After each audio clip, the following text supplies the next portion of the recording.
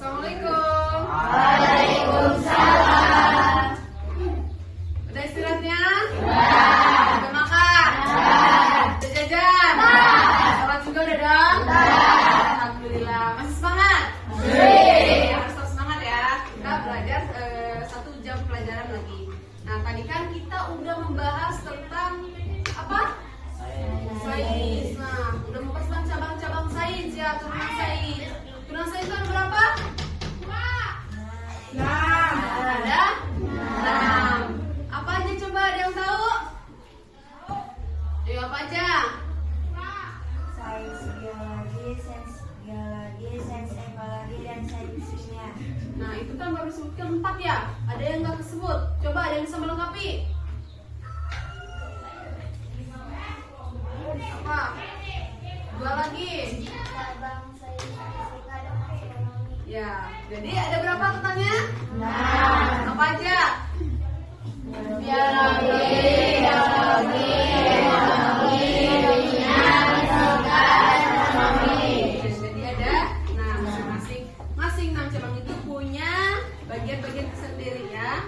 Oke, sekarang kita lanjut ke materi laboratorium IPA.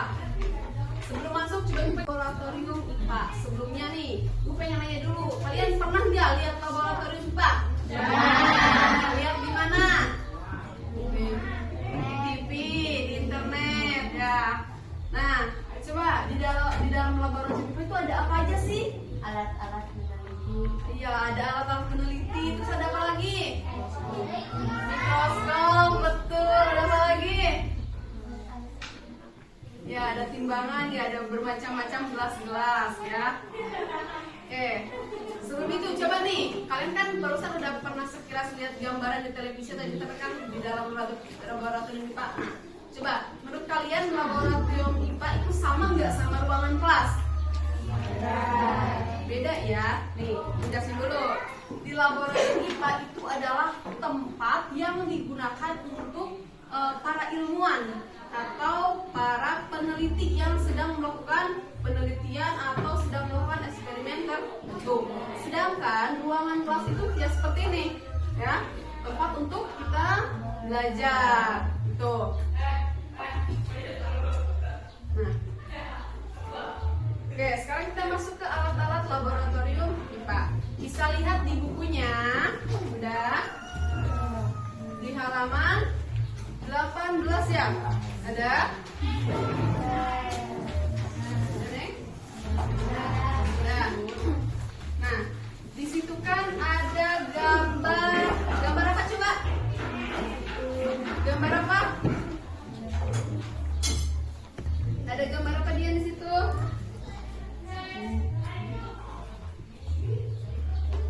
Gelas, ada gelas ukur ya, gelas ukur, terus ada kayak ini spatula, terus ada gelas kimia ya. Nah, ibu akan bahas satu-satu nih apa manfaat dari alat-alat ini ya. Yang pertama itu adalah gelas ukur dan spatula. Ini tuh untuk mengukur bahan. Misal nih kalau di laboratorium IPA kalian ingin mengukur suatu bahan, nih, misal berapa banyaknya gitu. Kita bisa masukkan si cairan tersebut di dalam gelas ukur. Terus kita ukur nih, ada berapa mili ya. Nah, tuh. Terus ini selanjutnya ada gelas ini ya, tabung reaksi dan labu Erlenmeyer. Ini tuh itu untuk mencampur bahan, untuk mencampur bahan. Misalnya kalian ingin mencampur bahan A dengan bahan B, itu bisa menggunakan gelas kimia ya. Nah, berapa mili sih gelasnya? Nah, untuk beberapa milinya itu tergantung ukuran gelas-gelasnya ya, ukuran gelas kimianya. Kan ada ukuran yang 25 mili, ada ukuran yang 1000 mili, bahkan ada yang besar. Nah, nanti kalau kalian misal perkiraan ukurnya mau sedikit, berarti pakai ukuran gelas yang kecil. Kalau mau banyak mencampurnya, berarti pakai gelas yang besar. Tuh. Terus, nah di sini juga ada mikroskop. Mikroskop itu fungsinya untuk apa sih? Coba ada yang tahu? Ya, untuk melihat benda yang berukuran sangat kecil. Misalnya kita pengen lihat struktur daun, coba kalau pakai mata kita sendiri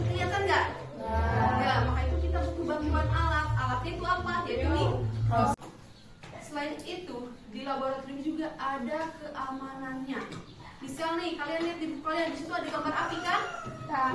Nah, itu adalah mudah terbakar, yaitu untuk bahan yang mudah terbakar. Makanya kalian hati-hati kalau di laboratorium lihat bahan yang ada gambarnya api. Itu artinya mudah terbakar. Lalu di sebelahnya lagi ada gambar sejenis api ya. Kalau api kan tadi ada bentuk kayak apinya. Nah, itu kan bulat, tapi kayak ada apinya, ya. Itu tuh artinya mudah teroksidasi, ya. Hanya hati-hati nih sama bahan-bahan kimia, takut kena kalian. Lalu di sini ada gambar seperti ini nih, pecahan-pecahan yang terbang. Nah, itu artinya mudah meledak. Nah, itu juga bahan bahaya. Kalian jangan sembarangan ya kalau nggak ada instruksi dari guru labnya. Nah, lalu ada yang gambar tengkorak. Tengkorak nih, tengkorak. Nah, si gambar tengkorak itu artinya mudah beracun. Nah, makanya hati-hati kalau kalian nyentuh barang yang ada logo tengkoraknya. Itu artinya beracun, takut kalian kenapa-napa. Lalu ada juga nih di sini bahan yang X, kayak X gini, nih label yang X. X artinya iritasi. Nah, kalau iritasi itu hati-hati kena kulit. Kalau kena kulit pasti ada dampaknya. Entah si kulitnya jadi merah-merah, kepanasan dan lain-lain. Makanya hati-hati ya sama bahan-bahan yang ada di laboratorium. Jadi kalau kalian mau ke laboratorium, pastikan harus ada guru labnya ya. Jangan main-main di laboratorium. Nah, terus di sini juga dijelasin nih. Ketika kita praktek kan? Nah, kita praktek misal menggunakan pipet tetes, terus gelas kimia, dan lain sebagainya. Nah, ketika kita beres praktek, alangkah baiknya si peralatan tersebut langsung kita cuci, ya. Cucinya juga kalian harus sesuai instruksi dengan yang diberikan oleh guru labnya ya. Nanti sesuai instruksi. Misalnya nih, nyucinya harus pelan-pelan, nggak boleh terlalu pakai sabun yang banyak, ya. Jangan terlalu digosok, takut tergores gelasnya, tapi harus pelan-pelan gitu. Kenapa sih harus dicuci? Agar membuat si perawatan, biar mencegah cepat rusak. Nah, si bekasnya itu harus langsung dicuci, jangan langsung disimpan, tapi dicuci dulu, dibersihkan. Nanti setelah dibersihkan harus dilap-lap dengan lap yang bersih. Kenapa? Karena kalau kita tinggalkan begitu saja, nggak dirapin, nggak dibersihkan, nanti si alat itu bakal mengerak, sehingga membuat cacat pada bendanya atau si alat tersebut menjadi rusak, cepat rusak. Agar si benda cepat awet, maka kita juga harus menjaganya dengan baik. Nah, gimana nih kalau misal ketika kita sedang praktek tiba-tiba ada barang yang jatuh, atau misal ketika kalian masuk ke ruang lab gitu, terus kalian melihat barang-barang yang rusak, ada alat yang rusak. Nah, kalau kalian melihat hal tersebut, alangkah baiknya nih, kalau misal itu pecahannya masih dalam batas wajar, misal cuma pecah satu gelas kimia yang kecil ya, kalian bisa langsung membersihkannya ya. Si beling-belingnya itu kalian ambil dulu, baru nanti kalian sapu. Nah, kalau misal dalam jumlah banyak bagaimana? Yang pecahnya itu banyak gitu, sedangkan kalian nggak bisa mengatasi sendiri ya. Sebaiknya langsung lapor kepada petugas labnya ya, agar minta dibantu membersihkan. Ya, nih gimana sih Bu kalau misal kita sedang di laboratorium terus tiba-tiba terluka? Nah, itu tenang aja, karena kan di laboratorium ada kotak P3K. Ketika kalian terluka, misal sedang membersihkan, sedang apa gitu, terus kalian tangannya kegores ya, kegores, membahasa orang nama rahet gitu ya. Nah, kalian jangan panik ya, jangan panik. Kalian harus tenang. Nah, di situ kalau misal kalian nggak bisa mengatasi sendiri ya, kalian bisa langsung datang ke ibu ya, nanti di sana kalau misalnya ada ibu di sana, atau ke guru labnya buat minta pertolongan pertama. Itu bakar. Tuh, oke. Bah, sampai sini ada yang mau ditanyakan? Ada yang mau tanyakan? Udah, oke. Ibu mengatur kembali nih. Coba sebelum ibu menutup pembelajaran hari ini, ibu akan mengajukan beberapa pertanyaan, ya. Nah, pertama coba ada yang tahu di laboratorium itu ada alat apa aja sih? Tadi disebutin ada alat apa aja di laboratorium? Mikroskop, terus apa lagi? Gelas ukur, Gelas ukur, apa lagi? spatula, Spatula, timbangan, apa lagi? Iya, gelas-gelas. Nah, banyak ya di laboratorium itu. Nah, terus tadi nih Ibu udah sebutan tanda yang kayak pecahan mau terbang. Itu apa tandanya? Iya, mudah meledak. Kalian harus hati-hati. Nah, coba nih, Bu, pertanyaan selanjutnya nih, pengen nanya. Ketika kalian melakukan praktek di laboratorium, nah kan udah melakukan praktek nih, terus beres. Nah, setelah beresnya itu, kenapa sih kita harus langsung mencuci si peralatannya? Ada yang tahu? Karena untuk mencegah kotoran yang tersisa di alat laboratorium agar alat tetap bersih saat digunakan. Nah, betul ya, kasih tuh teman-teman itu. Betul ya. Kenapa? Karena agar si alat tersebut tetap awet, tetap bersih saat digunakan. Tuh. Nah, pertanyaan selanjutnya nih. Pertanyaan selanjutnya, misalkan nih kalian sedang di laboratorium, ya, terus ada barang yang rusak, ada kalau misal nggak sengaja nih kalian mecahin gelas, satu gelas gitu, kalian akan melakukan apa? Membersihkan kaca yang pecah. Membersihkan kaca yang pecah.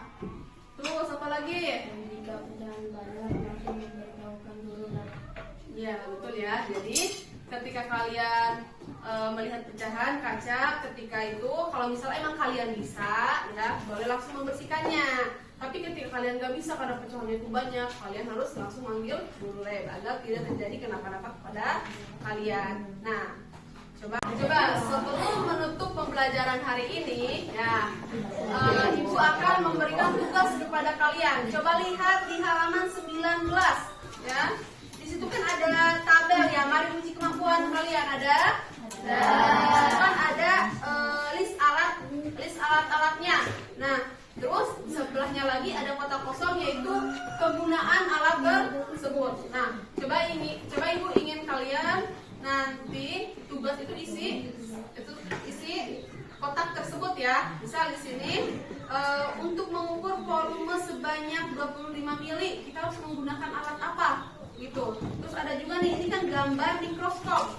Di sampingnya kegunaannya untuk apa? Nah, nanti kalian di situ jelasin ya. Oke. Coba Ibu minta tugas kali ini tuh dibuatnya kelompok.